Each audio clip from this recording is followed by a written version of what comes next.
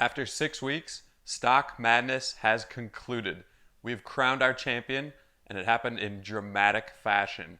Let's take a look and see how we got here. We started with 64 stocks seeded 1 through 16 within a sector. We had sectors of technology, financials, consumer retail, and miscellaneous.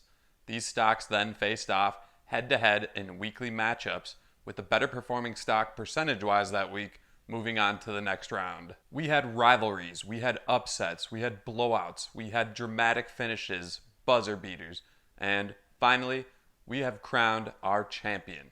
Let's see who that was. My name is Mark Palmer. You can also find me on Twitter or Instagram at MarketPalmer. As a reminder, none of this is financial advice. It is purely speculation and fun entertainment.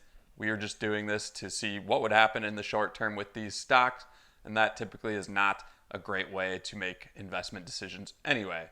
So if you do happen to want some sort of investment advice, reach out to an actual professional financial advisor. As a quick recap of our left side of the bracket, over here on the technology region, we had some pretty big powerhouses that got knocked out eventually, such as Apple, Microsoft, Google, NVIDIA.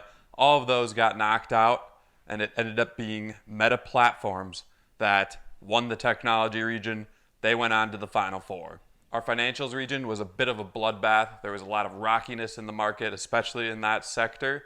So we had tons of upsets all throughout. Berkshire Hathaway got upset in the first round by Coinbase, a 16 over a 1. You don't see that very often. And then Coinbase ended up getting absolutely rocked by American Express in the next round. So it was back and forth play there. It ended up being our 13 seed from that region, Progressive, moving on to the Final Four. On the right side of the bracket, we had our consumer retail region, where there were tons of fun matchups. Right off the bat in the first round, we had Coke versus Pepsi. That was a great rivalry. Coca-Cola won that one.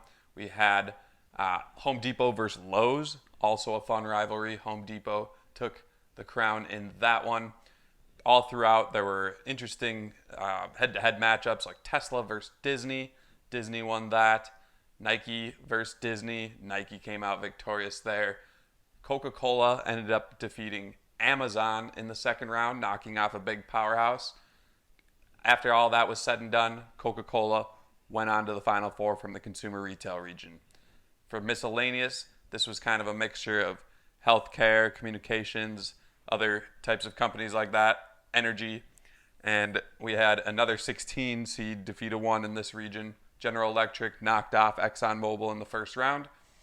After all of this round was said and done, we had AbbVie, a 7 seed, come out into the Final Four. In the Final Four, Meta defeated Progressive and Coca-Cola defeated AbbVie, setting up our championship, Meta versus Coca-Cola. Coca-Cola led championship week the entire week, but in the last 5 hours, things started to get a little dicey for them, and their price started to falter, going downwards, kind of climbing a little back up, but downwards still.